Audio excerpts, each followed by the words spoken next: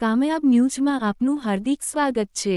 અવલોડેડ વાહનોને પગલે લોકો ભયના ઉતાર હેઠળ।